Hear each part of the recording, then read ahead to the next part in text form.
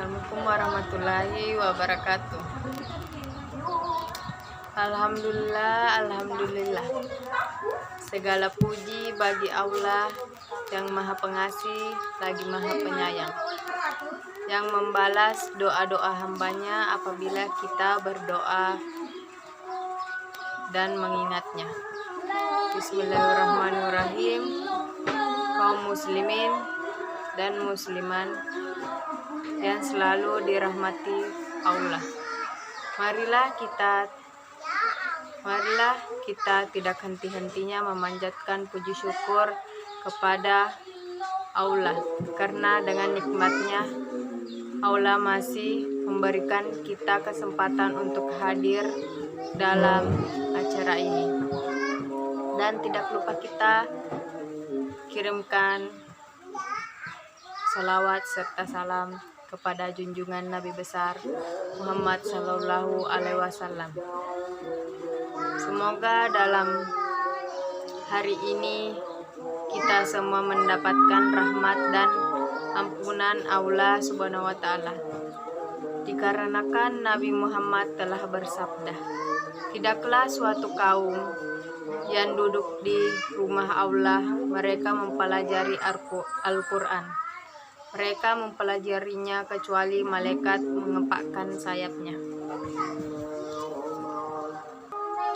Dan Islam pun mengajarkan prinsip-prinsip kehidupan kepada manusia.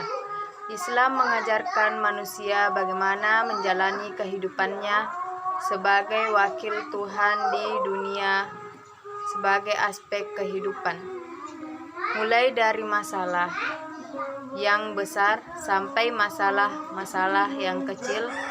Namun apa yang dijelaskan Allah Subhanahu wa Ta'ala dalam Al-Quran hanyalah prinsip-prinsipnya saja, dan adapun adab-adab buang air dan hikmahnya, dan kita akan membahasnya pada hari ini. Yang pertama, mencari tempat yang sepi, jauh dari penglihatan orang. Karena ketika Nabi Muhammad hendak buang air besar, beliau pergi hingga tidak dilihat siapapun. Hadis riwayat Abu Daud dan Tirmizi. Yang kedua, hendaklah memakai alas kaki, karena Nabi apabila masuk toilet, beliau selalu memakai sepatu. Hadis riwayat Baki. Yang ketiga, tidak membawa masuk apa saja yang ada di dalamnya terdapat zikir kepada Allah, karena Nabi Muhammad mengenakan cincin ada tulisan Rasulullah. Namun jika beliau masuk ke toilet, maka beliau melepaskannya. Hadis riwayat Tirmizi. Yang keempat, ketika masuk toilet atau WC, mendahulukan kaki kiri sambil berdoa, Bismillahi a'udzubika minal khusubi wa khasabi, yang artinya, dengan nama Allah sesungguhnya aku berlindung diri kepadamu dari setan laki-laki maupun setan wanita.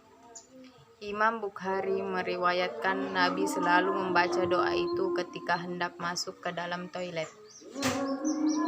Yang kelima, tidak menghadap kiblat atau membelakanginya ketika buang air, karena Nabi bersabda,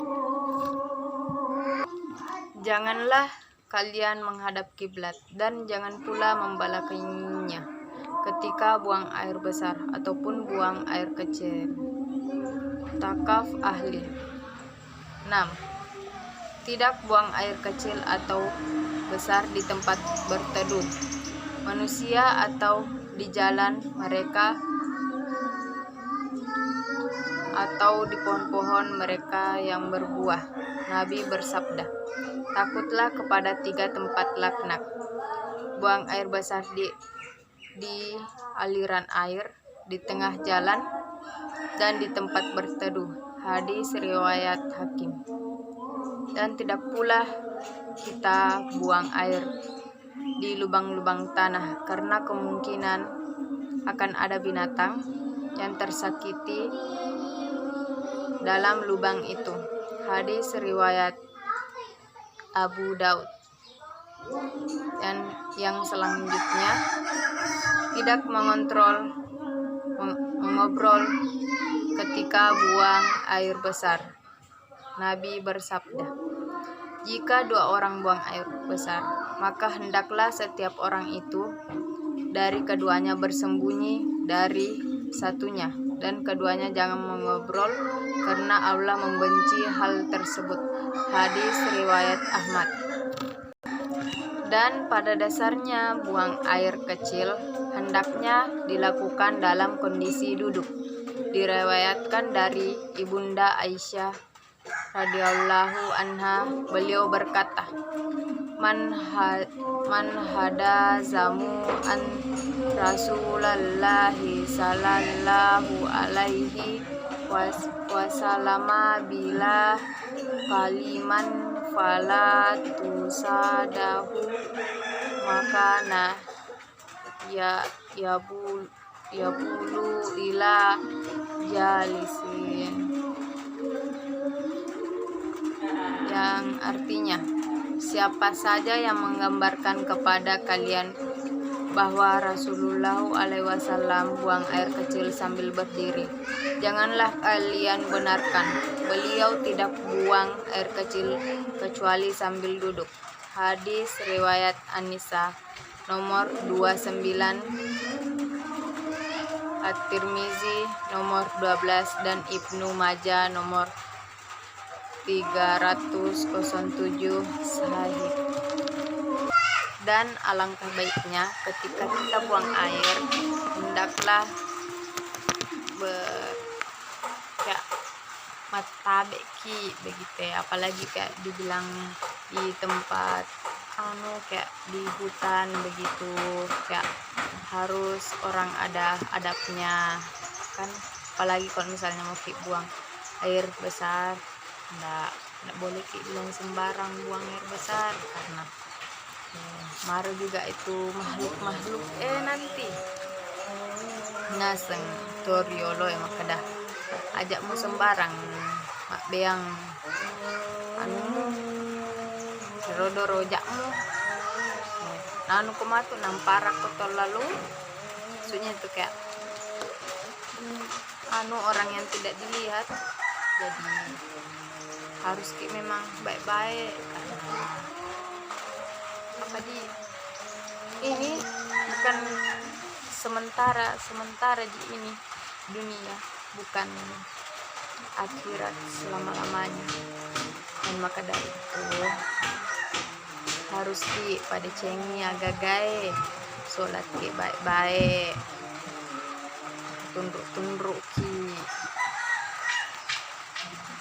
terus harus pada cengi sifat-sifat aja sifat-sifat meja emani itu kaling kami ya kembali ke topik. Dan itulah ceramah yang sempat saya bawakan. Wabillahi taufiq wal hidayah.